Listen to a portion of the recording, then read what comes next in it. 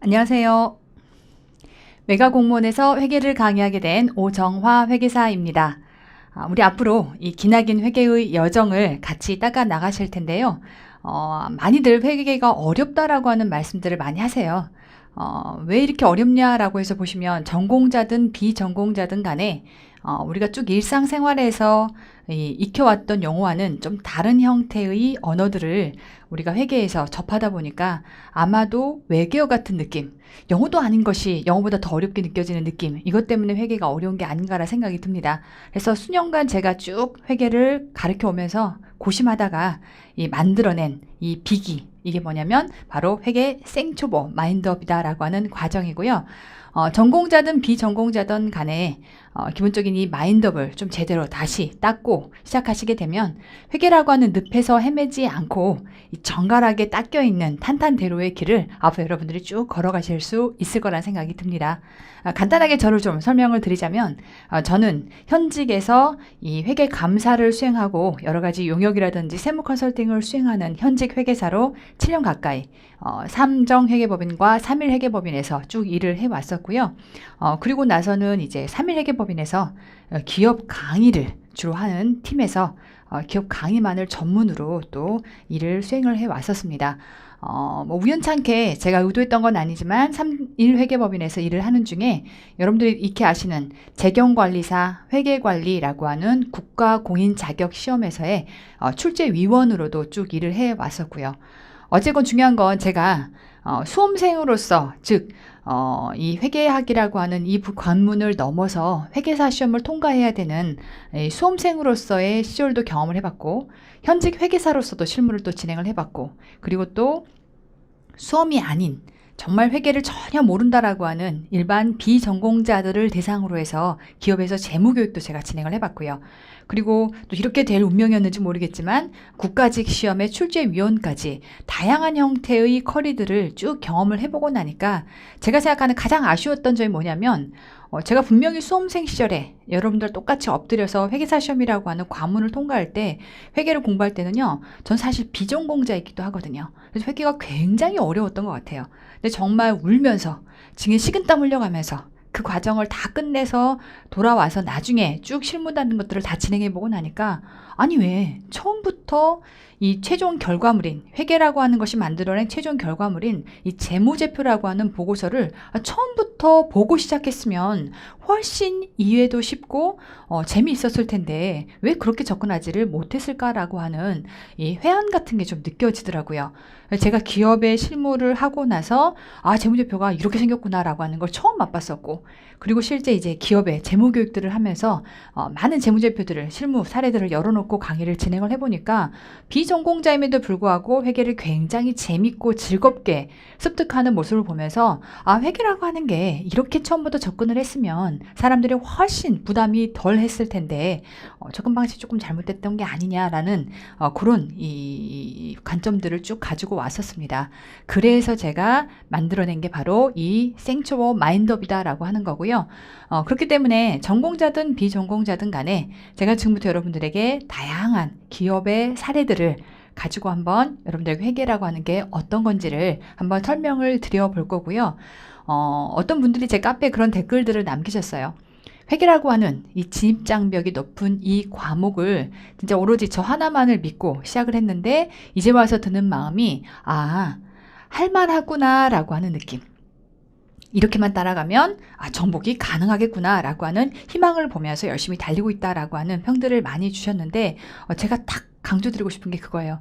회계가 쉬운 건 아닙니다. 솔직하게 말해서 쉬운 과목이었으면 많은 사람들이 굉장히 쉽게 넘나들면서 할만하다라고 했겠죠. 분명히 어려운 과목인 건 맞는데 제가 강조드리고 싶은 건 어떻게 접근하느냐, 어떤 관점에서 접근하느냐, 그 다음에 우리가 일상생활을 살면서 익혔던 용어들과 어떤 차이가 있는지를 정확하게 구분하고 시작하면 개념에 혼동이 없을 텐데 그런 구분들이 처음부터 이루어지지 않다 보니까 아마 들어와서도 굉장히 늪을 헤매는 것 같은 어려움들을 느끼지 않으셨을까라는 생각이 듭니다. 그런 것들을 제자리를 제대로 잘 잡아주는 과정이 바로 이 회계 생초보 마인드업이다라고 생각하시면 좋을 것 같고요. 큰 부담 없이 뭐 시험에 직결돼서 나오는 건 아니에요. 그러니까 큰 부담 없이 회계라는 게 이런 거구나. 오정환 사람은 저렇게 가리키는 거구나. 회계를 이렇게 접근할 수도 있겠구나 라고 하는 편한 마음으로 회계를 맛본다라고 하는 형태의 마음으로 한번 찬찬히 강의를 들어보시면 좋을 것 같습니다. 자, 이제 본격적으로 한번 시작해 들어가 보도록 하겠습니다. 일단 제가 이 회계라고 하는 거는 가장 쉽게는요, 기업의 언어다라는 얘기를 많이 해요. 무슨 얘기인고 하니, 회사에서 돈을 벌기 위해 회사라고 하는 집단을 만들고요. 그 집단이 눈 뜨고 감을 때까지 숨만 쉬어도 하는 노력이 뭐냐면 어떻게 하면 돈을 많이 벌 수 있을까. 그런데 이제 돈을 많이 번다라고 하는 관점이 많이 팔아서만이 돈이 많이 벌리는 거냐, 아니면 많이 팔되 그 판 거 안에서 이익이 많이 남아야 되는 거냐, 이 관점이 조금 다를 수 있겠죠. 그래서 어찌됐건 기업은 이익을 많이 남기는 쪽으로 정말 눈 뜨자 눈 감을 때까지 노력하는 집단이라고 보시면 좋을 것 같고요. 그래서 지금부터는 이 회계라고 하는 게 결국은 뭐냐면 기업이 이익을 많이 창출하기 위해서 노력하는 과정에서 그래서 얼마나 이익을 창출했는지, 그리고 현재 얼마를 가지고 있는지, 나의 상태가 어떤지, 그래서 그 결과가 뭐가 중요하냐면 경영자 입장에서 앞으로 경영하기 위한 지표로도 쓰여야 하니까 중요할 거고요. 그 다음 어쨌든 회사가 지 돈만 가지고 살아남을 수는 없거든요. 누군가에게 돈을 빌린 자금을 가지고 투자를 진행을 하고 투자된 내용을 가지고 사업을 계속해서 키워나가야 되는 게 기업의 수명이다 보니까 어쨌건 투자자들에게 나 잘하고 있어요. 혹은 내가 지금 조금 모자라요 라고 하는 것들을 이제 계속 어필해서 보여줘야 되는 거라, 그런 것들을 표시하고 기록해서 보여주는 게 하나의 회계라고 하는 영역입니다. 그래서 어찌됐건 기업이라고 하는 이 영역 안에서 회계라고 하는 게 어떻게 구성되어 있는지에 대한 내용들을 설명을 드려야 되기 때문에, 지금부터 이제 우리가 하나의 기업을 가정해서 가장 기본적인 형태의 세팅을 한번 해보려고 합니다. 보통 내가 어디 가서 돈을 번다라고 하면 둘 중에 하나의 방법이죠. 남이 만들어 놓은 사업체에 내가 월급을 받으면서 돈을 받는 방법이 있겠고요. 그런가 하면 내가 번듯한 내 사업체를 만들어서 돈을 버는 방법이 있겠죠. 자, 지금부터는 내가 사업체를 만든다라고 하는 걸 가정합니다. 자, 주식회사 컵밥이라고 하는 회사를 지금부터 설립을 하고요. 컵밥 느낌 파고시죠? 그래서 이렇게 컵밥 사업 가장 단촐하게 투자 자금 많이 들지 않고 진짜 손기술과 정성만 가지고 만들어서 사업을 해본다라고 하는 걸 가정을 두고 시작하시면요. 일단 컵밥 사업을 하기 위해서 제일 첫 번째는 뭐가 필요하냐면 뭐라 해도 돈이 필요합니다. 그래서 내가 가지고 있었던 내 돈 1,000만 원과 그 다음 은행에서 돈을 빌립니다. 1,000만 원을 빌려서 이제 나의 종잣돈에 해당하는 2,000만 원을 손에 쥐고 사업을 시작합니다. 자, 이제 현금 2,000만 원이 주머니에 두둑하게 생겼는데 이걸 가지고 이 컵밥 사업을 하기 위해서 여러 가지 투자가 진행이 돼야 되겠죠. 자, 첫 번째 투자는 어찌됐건 컵밥 사업을 하기 위해서는 집기 비품들을 사 모아야 할 겁니다. 여러 가지 조리할 수 있는 도구부터 출발해서 뭐 가스레인지라든지 등등 집기 비품들을 일단 취득을 할 거고요. 자, 그리고 나면 내가 컵밥을 여기서 장사하기 위해서는 기본적인 자리세를 내야 되겠죠. 그 자리세를 임대료라고 하는 월세 형식으로 낼 수도 있겠지만 지금처럼 보증금 형태로 돈을 짱 박아두고 사업 끝나면 다시 회수하는 형태의 이런 투자도 가능하겠죠. 자, 그런가 하면 어찌됐건 컵밥 사업 바로 진행을 해야 하니까 밥도 사고요, 쌀도 사고요, 김치도 사고 여러 가지 재료를 사서 일단 비축을 해두고요. 그리고 어찌됐건 기본적으로 돈이 좀 돌아가야 당장 써야 하는 현금도 좀 비축을 해둬야 사업을 유지할 수 있을 거기 때문에 현금에 해당하는 200만 원까지를 마련하면 토탈 2,000만 원에 해당하는 자금을 이렇게 마련을 해서 그 자금을 제가 왼쪽 영역에서 이렇게 사용해서 집행하였습니다. 자, 그러면 지금 현재 내가 가지고 있는 전체 시드머니, 종잣돈, 내 자금은 얼마냐면 2,000만 원이고요. 그 2,000만 원을 제가 이렇게 투자를 해서 현재 사업을 시작한 거죠. 자, 이러한 내용을 이제 재무제표라고 하는 거에다가 보고서 형식으로 보고를 할 텐데요. 첫 번째 재무제표는 재무의 상태표라고 하는 겁니다. 재무상태표는 뭐냐라고 하면 한 시점에 딱 그 시점. 그래서 지금 제가 가정하기를 컵밥 사업을 2021년 1월 1일 날 사업을 했다라고 하는 걸 가정하고요. 자, 그때 맨 처음 사업 시작할 때 네가 손에 쥐고 시작한 게 뭐냐? 그래서 그 시점에서의 내 재산의 상태를 보여주는 게 바로 뭐냐면 재무 상태표입니다. 자, 그래서 재무 상태표는 어떻게 생겼냐면요. 이렇게 일정 시점의 현재 상태의 재무 상태표를 보여주는 것이고, 얘를 기록할 때요. 왼쪽 오른쪽으로 나뉩니다. 자, 왼쪽에 해당하는 것과 오른쪽에 해당하는 것에 각각의 기능이 달라요. 자, 오른쪽에는 뭐가 들어갈 거냐? 제가 맨 처음 말씀드린 것처럼 일단 내 돈을 넣고 시작했다. 그러면 내 돈에 해당하는 것을 일단은 자본이라고 얘기를 하고요. 그래서 내 돈을 넣었다라고 하게 되면 결국 회사의 주인이 누구냐라고 할 때 우리는 보통 이제 아름답게는 여러분이십니다. 뭐 직원들한테 그렇게 얘기할 수는 있겠죠. 자, 그런데 본질을 따져서 얘기하자면 회사의 주인은 그 회사의 주식을 들고 있는 주주가 결국 회사의 주인일 겁니다. 주주의 개념에 대해 잠깐 설명을 드리면요. 이게 조금 이 회계라고 하는 경영에 대한 이 영역을 전혀 밟지 못해 본 분들에게는 조금 낯설 수 있는데, 개인, 예를 들면 철수, 뭐 영희 등등의 사람의 개인이 있을 수 있고요. 그 다음에 지금 얘기하는 주식회사 컵밥이라고 하는 이 법 인격이 따로 있습니다. 마치 사람 같은 존재라고 생각하시면 좋을 것 같아요. 주식회사 컵밥이라고 하는 회사에는 결국 돈을 대어서 이 회사를 설립한 누군가가 있을 텐데 그를 뭐라고 부르냐면 주주라고 부르고요.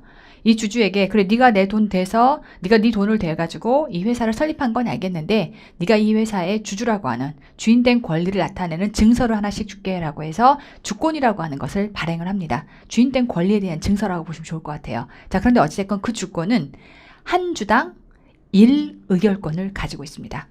1주당 1의결권을 가지고 있다 보니까 회사가 처음 설립해서 시작할 때 몇 주를 발행했느냐, 그 다음에 그 많은 주식들 중에 예를 들면 100주를 발행한 것 중에서 50주를 누가 들고 있냐, 20주를 누가 들고 있냐에 따라서 회사의 지분율이 조금씩 달라질 수 있겠죠. 각각 개인이 가지고 있는 지분이 달라질 수 있겠고요.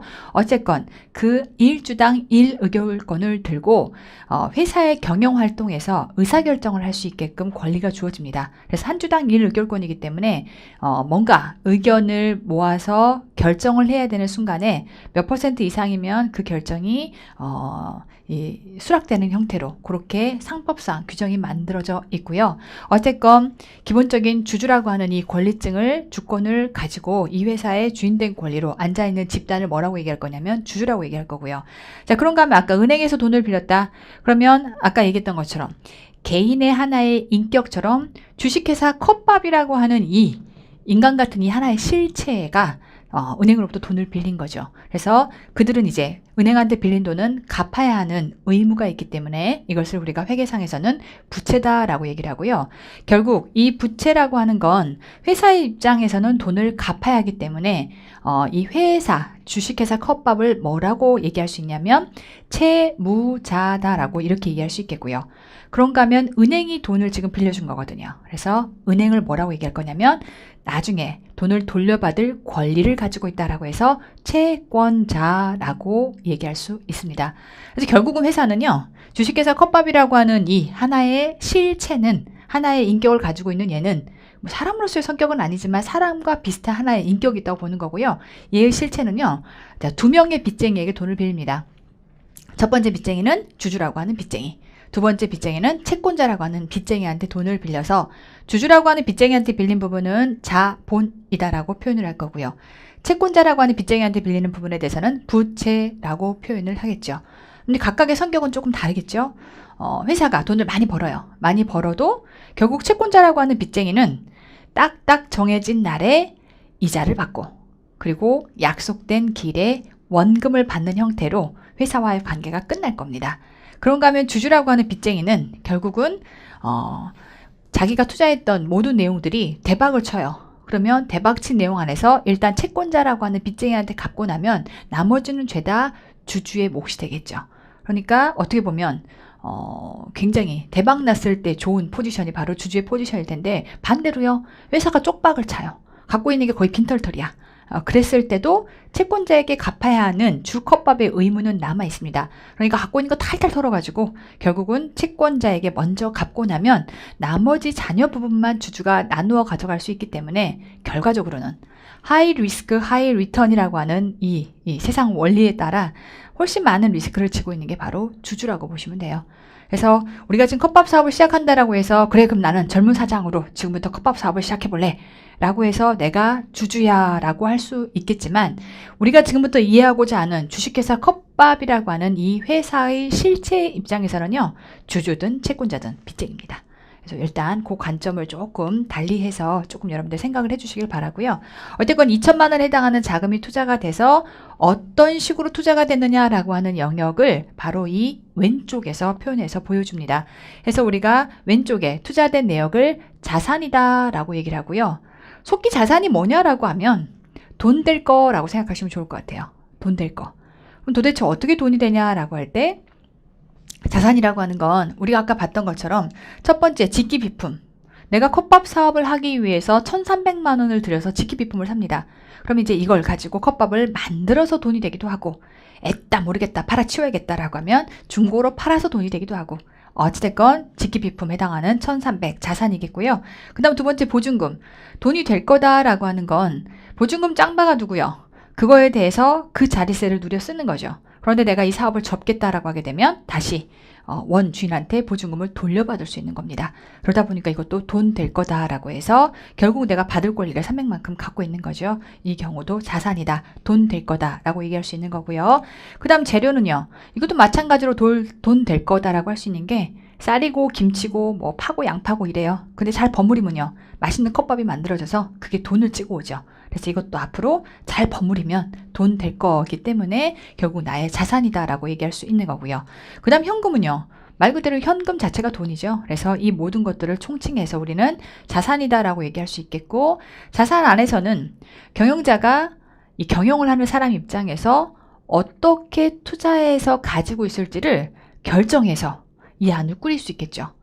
자, 그래서 결국은 이 자산이라고 하는 건 경영자의 이 투자, 의사결정 방식에 따라서 구성이 달라질 수 있다라고 하는 거 그것도 챙겨두시고요. 자, 어찌됐건 처음에 이렇게 사업을 시작해서 1년 동안 이제 장사를 시작합니다. 장사를 해서 얼마나 벌었느냐라고 하는 것들을 본인 스스로 경영자가 점검해 볼 필요도 있겠고 혹은 외부의 투자자들에게 나에게 돈 대준 쩐주들에게 나 이만큼 벌었어요 라고 하는 것들을 보고해야 될 의무도 있겠죠. 자, 그래서 기업이 항상 목숨 걸고 생각하는 게 얼마나 많은 이익을 냈느냐. 적어도 손실은 아니었으면 좋겠다. 이런 것들에 목숨을 걸죠. 자, 그래서 그러한 결과를 보여주는 게 뭐냐면 손익계산서입니다. 손익계산서는요. 일정 기간 동안의 경영의 성과를 나타내주는 하나의 보고서다라고 보시면 좋겠고요. 자, 이때 손익계산서는 일정 기간 동안에 해당하는 성과를 보여주기 때문에 기간을 정합니다. 1년이면 1년, 6개월이면 6개월, 3개월이면 3개월 기간을 일단 책정을 할 거고요. 일단 제가 가안으로 21년 1월 1일 날 처음 컵밥 사업 시작해서 21년 12월 31일까지 1년 동안 얼마나 벌었는가라고 하는 것들을 지금부터 이 손익계산서를 통해서 보여줄 텐데요. 자, 이 안에서 일단 여러분에게 질문을 먼저 던져보면 수익과 이익은 같은 걸까요? 다른 걸까요? 다르니까 명칭이 각각 있겠죠. 같았으면 같은 명칭을 썼겠죠. 다릅니다. 어떻게 다르냐라고 하면 이렇게 보여드릴게요. 일단 컵밥을 팔아가지고 사람들한테 돈을 받았다라고 하는 부분이 얼마냐면 수익 1,500이고요. 이런 컵밥을 만들기 위해서 아까 보셨던 것처럼 재료도 사용해야 되고요. 전기세도 사용해야 되고요. 여러 가지 잡비용들이 발생하겠죠. 그래서 그런 것들을 뭐라고 얘기하냐면 비용이라고 얘기할 것이고 이제 수익에서 비용을 뺀 나머지의 결과값을 쉽게 말하면 중간 합계라고 보시면 돼요. 이 결과값을 뭐라고 명명하냐면 이익이다라고 얘기를 합니다. 그러니까 사실은 수익이 얼마다 비용이 얼마다라고 하는 것만 결정이 되면 이익은 단순 숫자 계산인 거죠. 수익에서 비용을 뺀 나머지 결과값을 얘기하는 거니까 단순 숫자 계산의 결과물이 바로 이익이다라고 보시면 되겠네요. 자, 어쨌건 1년 동안 컵밥 사업을 해가지고 500만 원을 벌었다라고 하는 걸 가정을 해볼게요. 자, 그러면 이제 나의 재산의 상태가 달라집니다. 죽도록 1년 동안 사업을 했더니 내가 맨 처음 2천만 원을 가지고 시작했는데 500을 벌었어요. 그냥 단순하게만 생각할게요. 500만 원의 현금이 들어왔다고 가정을 해볼게요. 자, 그러면 자산이 500이 늡니다. 자, 이제 질문 들어갑니다. 내가 500만큼 이익을 내서 500만큼의 돈이 들어오면 이 500은 갑니다. 채권자 건가요? 주주 건가요? 요 관점부터 정확하게 잘 잡고 가셔야 돼요. 자, 채권자는 아까 말씀드린 것처럼 정해진 날짜에 이자와 원금만 받으면 불만이 없는 집단이에요. 처음부터 그렇게 약속된 거니까. 그래서 기본적으로는 내가 500만큼에 해당하는 이익을 냈다라고 하면 그건 결국 누구 것으로 기속이 되는 거냐면 주주의 몫으로 기속이 됩니다. 그래서 결국 자산에 해당하는 내용들이 내가 실질적으로 이익을 찍은 만큼에 해당하는 건 죄다. 주주의 몫으로 기속이 되다 보니까 나중에 나오겠지만 미리 잠깐 설명을 드려보면요. 이런 거죠. 아까 매출, 실제로 수익이 1,500이 발생했고 비용이 1,000이 발생함으로써 이익이 500이 발생했거든요. 그럼 이걸 나누어 생각해보면 수익이 1,500이 늘면 결국은 주주 몫이 1,500이 드는 거고요. 비용이 1,000이 발생하면 주주 몫이 1,000이 줄어드는 거죠. 그래서 그 결과에 해당하는 이익이 500이 늘었기 때문에 결과적으로는 주주의 몫이 500이 는다라고 볼 수 있어서 우리는 이걸 이렇게 설명할 수도 있겠네요. 수익이라고 하는 건 순 자본이라고 하는 이 영역을 증가시키는 내용이고 비용이라고 하는 건 자본이라고 하는 걸 감소시킨다 라고 설명할 수도 있겠네요. 결론은 수익이 발생하면요 자본이 증가합니다. 그 다음 비용이 발생하면 자본은 감소합니다. 그래서 이 말의 의미도 뭔지를 한번 잘 기억을 좀 해두시면 좋을 것 같고요. 자, 1년 동안 장사해서 어찌됐건 이렇게 500 번 것만큼이 여기 안에 들어갈 텐데 그러면 결국 자본이 얼마가 되냐면 1,500이 됩니다. 자, 그러다 보니까 이제 이 자본은 구분이 좀 필요해요. 내가 맨 처음에 투자해놨던 종잣돈이 있고요. 그 다음에 벌어서 쌓아놓은 돈이 있다 보니까 이 두 개를 각각 구분해서 종잣돈에 해당하는 것을 우리 회계상에서는 자본금이다라는 명칭을 사용하고요. 벌어서 쌓아놨다라고 하는 것을 이익, 잉여금이다라는 명칭으로 구분을 합니다. 왜 이렇게 구분하냐라고 해서 설명을 드리자면 회사가 이럴 수도 있어요. 1년 동안 사업해봤더니 내가 벌고 싶었던 건 이거 아니야. 차라리 비트코인에 투자할 걸 그랬어. 이런 생각이 경영자 입장에 들 수도 있다는 거죠. 그래서 에라 모르겠다. 이거 다 팔아치워서 나는 1년 사업해보니까 고생만 죽도록 하고 전망이 별로 없다. 그러니 요거 다 팔아치워가지고 돈 다 빼서 비트코인에다 몰빵해서 넣어야겠다. 이런 의사결정을 할 수도 있다는 거죠. 그래서 주주가 개인 돈으로 회사에 있는 돈을 다 가지고 가서 자기 것으로 하고 싶다. 만약에 이런 의사결정을 했다면 충분히 기업 안에서 경영자가 그렇게 의사결정을 해서 결국 경영자가 회사 통장도 지가 다 손에 쥐고 있을 거기 때문에 지 맘대로 헤쳐먹을 수 있어요. 이렇게 돼버리면 누구의 이 권리가 침해를 받는 거냐면 바로 요 채권자. 돈 받을 놈 입장에서는 나중에 돈 받으러 갔더니 빈집털이가 될 수도 있겠다는 거죠. 결국 봤더니 회사가 깡통이야. 이런 것들 때문에 대한민국 주식회사에 대한 모든 권리와 어떤 의무들을 규정하고 있는 대한민국 상법에서는 채권자의 권리를 보존시키기 위해서 채권자를 보호해주기 위해서 어떤 걸 규정하고 있냐면 야 이렇게 자본 안에 있는 내용 안에 1,000은 네가 투자한 거고 500은 네가 벌었다라고 하면 자, 지금부터 회사가 완전히 셧다운 돼서 회사를 끝내지 않은 이상 회사가 계속해서 유지돼서 간다라고 하면 주주 네가 네 몫으로 챙겨갈 수 있는 부분은 어디만 챙겨갈 수 있다? 벌어서 쌓아둔 이익여금만 챙겨갈 수 있다. 이 1,000이라고 하는 영역은요. 신성 불가침 영역이라서 절대로 건드릴 수가 없는 영역이라는 거죠. 그래서 만약에 회사가 아까 말씀드린 것처럼 갖고 있는 것들을 죄다 팔아가지고 현가시켜요. 비트코인에 투자할 마음으로 바꿨어. 그래서 이제 1,500으로 아까 생각했던 것처럼 2,000이었던 건데 이걸 이제 중고로 팔아치우기 시작하면 현금 그대로를 건질 수는 없을 거니까 한 반 정도 건졌다 치고 1,000 정도. 그럼 이제 현금이 1,500인 건데 주주가 다 내 거야 라고 해서 뽑아가 버리면 채권자의 권리가 침해가 되고 빈집털이밖에 안 되는 거라 결국 상법 입장에서는 이렇게 하는 거죠. 둘 중에 하나예요. 회사가 이제 쪽내고 이 돈을 다 가져가는 방법. 고급지게 말하면 청산이라고 하는 이 과정. 회사 이제 끝내자.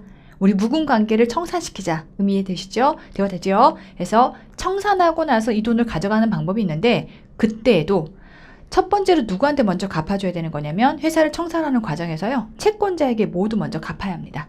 채권자가 먼저 가져가고 남은 잔여이익이 있다면 그때 주주가 가져가게끔 상법은 마련이 되어 있어요. 그런가 하면 야 그래? 그럼 채권자가 다 챙겨가면 채권자 1,000 가져가고 나는 500밖에 못 가져가니까 주주 입장에서 손해인데 안 되겠다. 그냥 회사를 계속 유지한다고 치자. 청산을 시키지 말자. 그냥 뽑아가자. 라는 의사결정을 했다 하더라도 얼마만큼만 뽑아갈 수 있다? 여기 상법사 기록된 내용 안에서는 주주가 투자해놓던 종잣돈이라고 하는 이 부분에 해당하는 요 표식만큼 표시된 이 금액만큼은 절대 못 뽑아가요. 못 가져가는 거예요. 그러면 돈을 가져갈 수 있다라고 하는 그 한도의 포션입니다. 실제로 돈이 있는 건 아닐 수 있어요. 근데 한도의 포션은 얼마냐면 500까지만 쉽게는 돈으로 가져갈 수 있게끔 그렇게 상법이 규정을 해놓은 거죠. 그러다 보니까 단순히 자본이라고 하는 것으로 통으로 이렇게 한꺼번에 두는 게 아니라 1,500 이렇게 한꺼번에 두는 게 아니라 해당하는 내용들을 디테일하게 구분해서 절대 신성 불가침으로 뽑아갈 수 없는 부분인 자본금이라고 하는 영역과 그 다음 앞으로 이익이 날 때마다 주주가 지 몫이라고 해서 현금으로 챙겨갈 수 있는 이 부분인 이익잉여금이라고 하는 부분들을 나누어 놓은 거다. 이렇게 이해를 하시면 좋을 것 같고요. 주주 입장에서 회사에다가 지돈을 넣고 투자를 했는데 투자 수익을 걷어갈 수 있는 방법, 수익을 낼 수 있는 방법이 뭐가 있을까요? 채권자는 굉장히 단순하죠. 채권자는 뭐라 해도 제때 이자 탁탁 들어오고 원금 들어오면 끝나는 거라 결국 채권자가 생각하는 수익률은요. 처음부터 내가 돈 빌려줄 때 약정한 이자율. 내가 1년에 10% 받겠어 라고서 둘이 약정을 했다면 채권자는 주구나 사나 더 받아도 덜 받아도 10%만 자기 수익률을 챙겨갈 겁니다. 그런데 주주는 다르죠. 주주가 수익률을 챙겨가는 방법은 두 가지가 있습니다.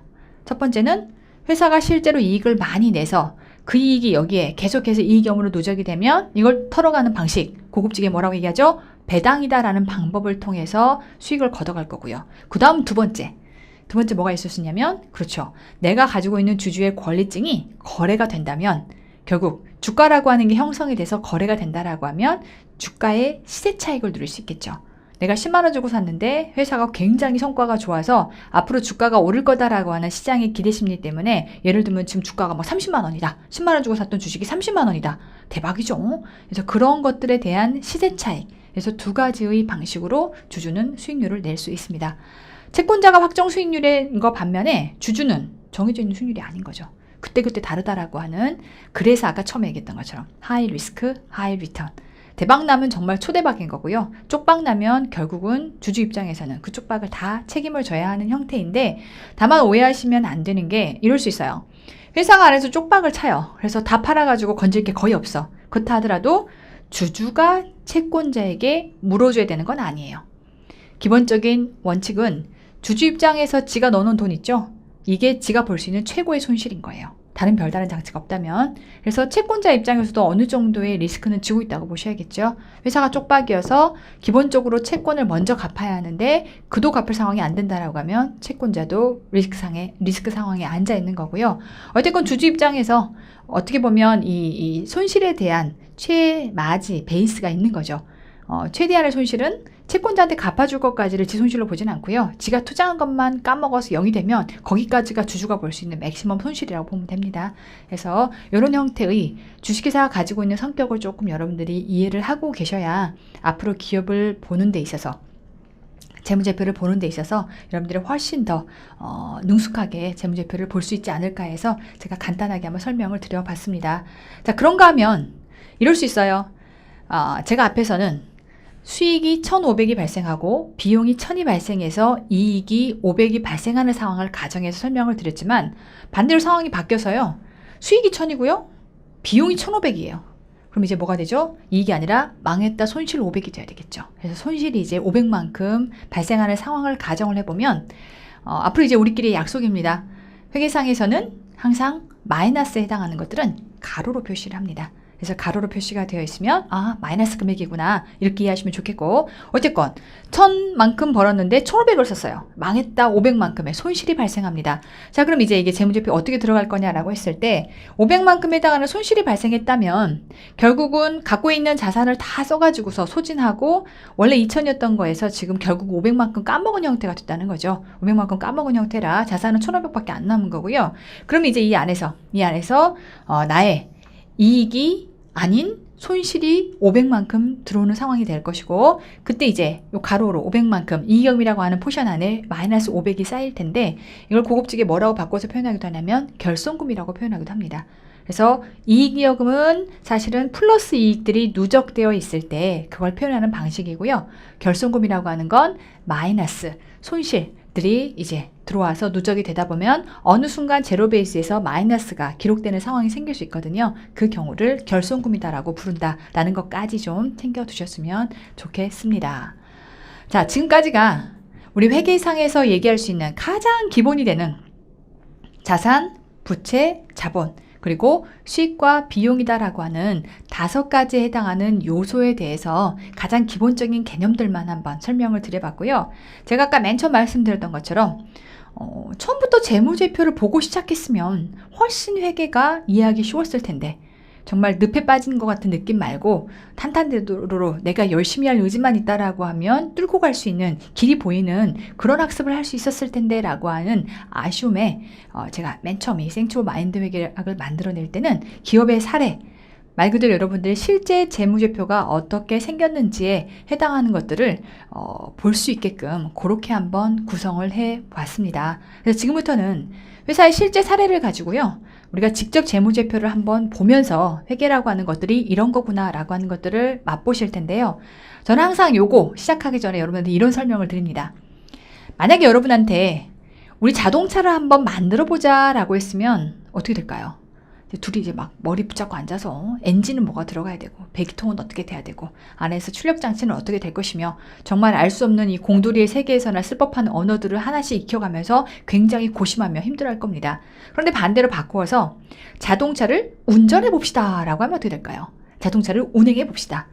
그러면 여러분들이 실제 운전대를 탁 잡고 옆에 승용공 하나를 딱 붙인 다음에 그리고 뭐 되든 안 되든 일단 굴러가 보면 되는 거죠. 실제로 여러분들이 운전을 해가면서 익힌다라고 하면 자동차를 실제로 운전해보는, 움직여보는 건 훨씬 쉽게 여러분들이 경험해 볼 수 있는 일이라는 거죠. 저는 재무도 같은 이 영역에 있다고 봅니다. 재무제표라고 하는 여러분들이 조금 전에 보셨던 이런 것들을 만들어보자 라고 하는 순간 회계상에서 원리가 어떻고 이건 어떻게 처리가 돼야 되고 막 머리가 복잡해지기 시작합니다. 자, 그런데 결국은 그렇게 해서 만들어 놓은 최종 산물이 결국 재무제표다라고 하는 건데요. 결국 내가 차를 만들 필요가 있는 게 아니라 차를 운전할 수 있으면 되거든요. 마찬가지로 여러분들이 재무제표를 만드는 일은 그것도 차지하고요. 결국 재무제표를 볼 수 있으면 돼요. 그래서 탑다운 방식으로 최종 결과물인 재무제표라고 하는 걸 여러분들이 직접 열어놓고 내가 좀 다 내용을 모른다 하더라도 방금 배웠던 기본 골격들만 가지고 회사의 재무제표들을 읽어내기 시작한다라고 하면 훨씬 회계가 이런 거구나.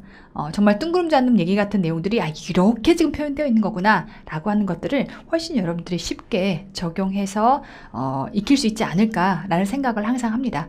그래서 일단은 기본적인 회사의 사례를 딱 재무제표를 실제로 열어놓고 여러분하고 저와 같이 저는 숙련공이고요. 여러분 초보자로 이제 핸들을 잡은 상황이라고 보시고요. 하나씩 더듬더듬 읽어가면서 익혀가시게 되면 훨씬 회계가 재미있게 여러분들에게 다가올 거다라 확신을 합니다. 자, 이제 하나의 사례를 보기 전에요. 그래도 뭔가 우리가 아무 생각 없이 재무제표 열어놓고 그래 한번 뚝딱뚝딱 보자. 너무 의미가 없고요. 뭔가 목표가 좀 필요하겠죠. 최근에 어떤 사례를 가지고 여러분하고 한번 얘기를 나눠볼까라고 하는 것들을 좀 고심하면서 제가 준비를 하는 중에 신문에서 이런 걸 한번 봤어요. 강원랜드 10억 원대의 역대 최고액 재판. 지금처럼 막 코로나 시대에 모두가 우울하고 경제적으로 불황이 겪고 있는 시대에 10억 하니까 눈이 번쩍 뜨이더라고요. 신문에서 도대체 얘는 뿐일까 아니면 우연히 놀러 가서 딴 걸까? 알 수 없죠. 구체적인 정보는 없으니까. 어찌됐건 강원랜드에서 한참 이 코로나 때문에 거의 휴업 개장을 하지 못했던 그 위기의 상황도 있었는데 작년 7월부로 다시 개장을 해서 영업을 재개하는 중에 인원수 등등을 제한을 해서 한시적으로만 조금 운영을 하고 있는 것 같아요. 시간과 그다음 인원도 제한을 시켜서 어쨌든 그 중에 10억 원의 잭팟을 낸 행운의 주인공이 한 명이 생겼더라고요. 그래서 제가 이제 문득 그런 생각이 들었어요. 나도 한번 가볼까? 여러분한테 그러면 안 되죠. 우리 공부해야 됩니다. 절대 저런 데 다닐 시간은 없는 거고요. 근데 이제 여러분들한테 한번 질문을 던져볼게요. 혹시 강원랜드 가보신 분? 솔직히 고백컨대 저는 강원랜드를 가본 적이 있어요. 그래서 이제 제 집에 있는 꼬맹이들을 데리고 그런 소문을 들었거든요. 유일하게 수영장 바닥이 온돌인 곳이 강원랜드래요. 여러분 수영장 바닥이 온돌일 거라는 거 상상해 보신 적 있으세요? 한겨울에도 바닥이 뜨끈뜨끈하대. 그래서 그래? 그렇게 좋아? 라고 하면서 멋모르고 강원도 정선까지, 강원랜드가 강원도 정선에 있거든요. 애들을 싣고 갔었는데요. 가서 깜짝 놀랐어요. 내가 생각하는 카지노의 세계라면 라스베가스, TV에서 봤던 라스베가스의 화려하고 굉장히 축제 같은 분위기에 뭔가 시설도 잘 갖춰져 있고 좋은 곳을 상상을 했다가 강원애들 막상 그 정선의 하이온 리조트를 딱 들어갔는데 정말 적막하면서 약간의 그 죽음의 세계 같은 이 삭막하고 이 적막한 세상이 그 안에 쫙 있더라고요. 그래서 검색을 좀 해보니까 실제로도 1년에 거기서 죽어 나오는 사람이 10명 가까이가 죽어 나온대요. 결국 이제 인생 뭐 있어? 마지막 인생의 끝자락의 희망을 강원랜드 가서 빠찍고 돌리면서 희망을 걸었다가 그게 안 되면 정말 이 벼랑 끝에 몰리는 심정으로 생을 마감하는 사람들이 꽤 많은 것 같아요. 정말 그게 다이렉트로 사람들을 통해서 기운으로 느껴졌던 건 아니지만 이 공간이 주는 어떤 이 삭막한 분위기 이것 때문에 아이들을 미처 내려보지도 못하고 야 이건 아니겠다 또 다시 나가자 해가지고서 숙박하지 않고 그냥 나왔던 저는 그런 경험이 좀 있습니다. 근데 어찌됐건 강원랜드에 가서 만약에 내가 오늘 도박을 한다면 돈을 넣고 빠찡코를 돌려본다면 과연 승률은 어느 정도 될까? 여러분 생각하기에 강원랜드 즉 회사가 따는 돈이 더 많을까요? 아니면 도박쟁이들이 따는 돈이 더 많을까요? 당연히 회사가 더 많이 딸 것 같죠. 그럼에도 불구하고 그걸 몰라서 도박쟁이들 돈을 넣는 건 아니고 나는 좀 더 승률이 높을 거다. 나는 좀 더 가능성 있지 않겠냐. 나는 이 로직을 알고 있다라고 하는 그 착각이 결국 전 재산을 빠뜨리게 만드는 거죠. 다 됐고요. 몇 대 몇일까요? 어느 정도의 승률을 가지고 강원랜드에서 도박을 하고 있는 걸까요? 이런 게요. 제가 뭐 특수 관계자라서 이해관계자들한테 듣거나 그런 내용이 아니라 재무적으로 우리는 이제 어쨌건 회계를 다루는 인간들이기 때문에 재무상으로 재무제표에 들어가 보면 강원랜드에서 카지노 매출액으로 번 돈과 그 안에서 실제로 잭팟 터트려서 혹은 등등 사람들이 따서 가져가는 돈의 비율이 나옵니다. 그걸 우리가 재무제표 안에서 반란해서 확인해 볼 수 있다라고 하는 거죠. 그래서 우리의 첫 번째 미션이라고 하면 우리의 첫 번째 목표 강원랜드에서 도박하면 승률이 얼마나 되겠는가 요거 한번 우리가 들어가서 볼 거고요. 그 다음에 이제 조금 있다가 두 번째 해당하는 목표에서 두 가지를 이제 우리가 쭉 목표로 가져갈 텐데 일단 요 얘기를 마저 해보시면요. 강원랜드에서 도박하면 승률이 얼마나 될 거냐라고 하는 걸 제가 여러분들에게 이제 사례로 강의를 하기 위해서 검색을 좀 해봤어요. 그리고 애널리스트들한테 말 그대로 이 주식쟁이들한테 강원랜드를 분석했던 내용들에 대해서 리서치를 좀 해봤어요. 야, 알고 있는 거 다 털어봐라. 뭐 아시는지 모르겠지만 저희 남편도 주식쟁이거든요. 그러니까 주식을 업으로 한다기보다는 이제 월급쟁인데 유명한 증권사의 쉽게 말하면 펀드 매니저로 있어요. 그래서 계속 괴롭혀가면서 알고 있는 거 다 털어라. 네가 알고 있는 거 다 털어봐라. 이렇게 해가지고서 입수한 정보상으로는 기본적으로 빠찡코 같은 그런 기계들을 만들어낼 때 승률이요. 도박 기계 승률 자체가 51대 49래요. 그래서 아주 격차가 많이 나게 기계를 만드는 건 아니래요. 쉽게 말하면 회사가 51%의 승률을 가지고 있고 일반 개인이 이제 만약에 기계를 가지고 도박을 한다면 49%의 딸 확률을 가질 수 있게끔 기본적으로는 기계를 만든대요. 그렇지만 실제로 그만큼의 결과값이 나오느냐 그렇지 않을 수 있다는 거죠. 근데 어쨌건 안에 가서 보시면 프리미엄 카지노라는 게 있고요. 그 다음에 매스 카지노라고 하는 게 있어서 두 개의 성격이 좀 다른데요. 여러분들 도박하면 딱 떠오르는 게 어디예요? 내가 뭔가 카지노의 세계에 경험을 하러 가겠다. 그럼 제일 먼저 떠오르는 거? 그렇죠. 마카오. 마카오 하면 왠지 정말 그 세상의 모든 꾼들이 다 모여있을 것만 같잖아요.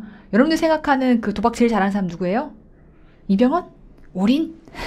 저 갑자기 딱 그 사람이 떠오르더라고요. 근데 어쨌건 정말 세상의 꾼이라고 부를 수 있는 쉽게 말하면 우리 뭐 그 신정환 이런 연예인들도 결국 마카오 가서 하다가 인생 한번 이렇게 훅 접었던 그런 경우도 있고요.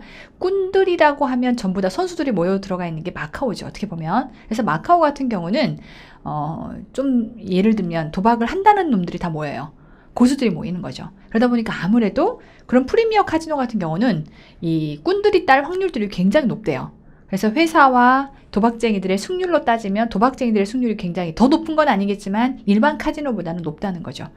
그래서 여긴 잔챙이를 상대하는 게 아니기 때문에 말 그대로 그런 고수들, 큰손들, 도박으로 업을 쌓고 있는 사람들을 얼마나 잘 유치해서 잘 데리고 와서 도박을 시키느냐가 이 회사의 관건인 거죠. 마카오의 카지노들은. 실제로 도박쟁이들이 모인다라고 하면 막 비행기도 대절해주고요. 그다음에 초특급 호텔도 다 대절해주고요. 그래서 마음껏 네 마음껏 여기서 돈을 풀어가면서 도박을 해봐라 펼쳐주는 프리미어 카지노가 기본적으로 마카오나 이런 이 도박의 세계 형성이 되어 있고요. 그런가 하면 우리 강원랜드는 어떨까요? 굳이 변방에 전쟁의 위험이 도사리는 저 대한민국까지 우리 꾼들이 비행기 타고 날라와가지고서 도박을 할 리는 만무하고, 우리 강원랜드가 가지고 있는 특징 자체는 내국인의 출입이 유일하게 독점적으로 허락돼 있다라고 하는 카지노로 유명합니다. 그래서 그 내용은 조금 이따가 강원랜드 주가 좀 얘기할 때 다시 설명을 드릴 거고요. 어쨌건 강원랜드가 그런 특징을 가지고 있다 보니까 결국 강원랜드는 국내에서 도박 좀 해보고 싶어, 내지는 나 카지노 세계 한번 구경해보고 싶어, 라스베가스는 너무 멀어, 마카오도 좀 넘사벽이야 라고 하는 경우는 전부 다 강원랜드에 쏠려 몰리겠죠. 그래서 그런 것들은 이제 푼돈이 굉장히 작은 일반 대중들을 상대로 하는 매스 카지노라고 해서 강원랜드는 대표적인 매스 카지노의 성격을 가지고 있습니다. 그러다 보니까 아무래도 승률이 프리미어 카지노가 가지고 있는 승률보다는 낮겠죠. 그럼 이제 도대체 어느 정도일 거냐라고 하는 것들을 일단 우리가 재무제표라고 하는 걸 통해서 한번 볼 거고요. 두 번째 목표는요, 이런 게 이제 신문에 떴더라고요. 전 국민이 주식 열풍. 13살짜리 초딩이 저는 올해 할애 놀면서 1,000만 원을 벌었습니다. 상대적인 박탈감을 느끼게 하죠. 저처럼 개미들은 한 땀 열심히 시간으로 몸으로 벌어가지고서 먹고 사는데 열심히 충실하지만 이 친구가 무슨 고민이 있겠어요. 13살도 고민이 있긴 하더라고요. 어쨌건 13살짜리 초딩이 한 해 놀면서 1,000만 원을 벌었어요 라고 해서 초딩도 주식을 한다라고 최근에 이슈가 될 정도로 정말 전 국민이 주식 열풍에 몸살을 앓고 있습니다. 안 하면 바보 같고, 심지어는 멀쩡하게 그 지조를 잘 지켜오면서 살아왔던 저조차도요, 야, 회계사인데 주식을 안 해? 이런 얘기 굉장히 많이 들었어요. 그래서 상대적으로 살짝 그런가? 내가 너무 외길만 걸었나? 강의만이 내 업이겠구나 라고 생각하고서 걸었던 내 길에 대해서 살짝 고개를 갸우뚱할 정도로 전 국민이 주식 열풍에 지금 난립니다. 몸살을 앓고 있습니다. 회계라고 하는 건 어떻게 보면 기업의 언어고요. 기업이 어떤 실적을 내고 있는지를 보여주는 하나의 보고서다 보니까 내가 어떤 회사에 돈을 투자한다라고 할 때 제일 직결되는 게 이 회사가 현재 상태가 어떤지, 얼마나 벌고 있는지, 그럼 결국은 이 재무제표를 읽어낼 수 있어야 최소한 이 회사를 투자할지 말지 판단해 볼 수 있겠죠. 그런 의미에서 결국은 주식이라고 하는 건 이 재무제표와 직결돼서 뗄래야 뗄 수 없는 어떤 불가분의 관계를 갖고 있다고 볼 수 있겠는데, 자, 그렇다면 어차피 우리가 재무제표를 들여다보는 입장에서 강원랜드에 투자를 해야 할까 말아야 할까라고 하는 것들을 한번 재무적인 관점에서 한번 들여다보려고 합니다. 다만 오해하시면 안 되는 게, 저는 회계를 강의하기 위한 목적으로, 이 정말 수험의 세계를 여러분들을 이끌어가기 위한 하나의 목적으로 시작하는 거지, 여러분들을 부자로 만들어주겠다라고 하는 부채도사의 입장에서 말씀을 드리는 게 아니기 때문에 내용을 한번 잘 들어보시고, 그래서 이 회사에 투자하는 게 적정하겠다 아니겠다라고 하는 것들은 여러분들이 각자 판단해 보실 몫인 거고요. 적어도 어떤 목적을 가지고 재무제표를 들여다보면 아무래도 목적 없이 부유하는 배보다는 훨씬 재미있게 능동적으로 여러분들이 소화할 수 있을 거다라는 측면에서 접근하는 거지, 절대 제가 적정 주가다, 주가가 지금 더 오를 것 같다, 떨어질 것 같다라고 하는 투자 의사결정을 말하고 싶은 게 아니라는 거를 미리 전제로 깝니다. 실제로요, 재무제표라고 하는 것을 보고 판단하는 건 보조지표예요. 물론 이 회사가 앞으로 쭉 오랫동안 계속 괜찮을 것 같다라고 하는 판단들은 기본 이 골격에 해당하는 재무제표를 통해서 기본적인 건 확인할 수 있습니다. 하지만 적정한 주가가 얼마냐, 도대체 이 회사를 한 주에 얼마로 사는 게 적정할 거냐라고 하는 건 기업의 가치 평가를 통해서 확인해야 될 정보이기 때문에 지금 우리가 단순 재무를 들여다보는 것만으로는 설명될 수 있는 정보는 아니라고 하는 거, 그래서 오해 없이 받아들이시면 좋겠고, 우리는 두 가지의 목적을 가지고 출발합니다. 자, 첫 번째는 강원랜드에서 도박을 한다면 회사가 얼마를 따고 그 다음에 도박쟁이들이 얼마를 따가는가, 이 비율을 통해서 적어도 내가 나는 어떻게 보면 매스 카지노의 성격, 프리미어가 아니죠. 나는 어떻게 보면 고수가 아니니까 하수 입장에서 내가 강원랜드 가서 도박을 한다면 나의 승률은 어느 정도 되겠구나라고 하는 걸 대략적으로 숫자상으로 짐작해 볼 수 있다라고 하는 하나의 목표와, 그 다음 두 번째는 강원랜드 현재 상태가 어떠냐, 지금의 주가와 비춰봤을 때 어떨 거다라고 예측이 되느냐라는 관점에서 재무를 한번 들여다볼 이러한 하나의 이 목표를 가지고 이제 본격적으로 재무제표를 들어가 보도록 할 겁니다. 시간이 좀 길어져서요, 여기까지 끊고 잠시 쉬었다가 본격적으로 강원랜드 재무제표 한번 분석해서 들어가 보도록 하겠습니다.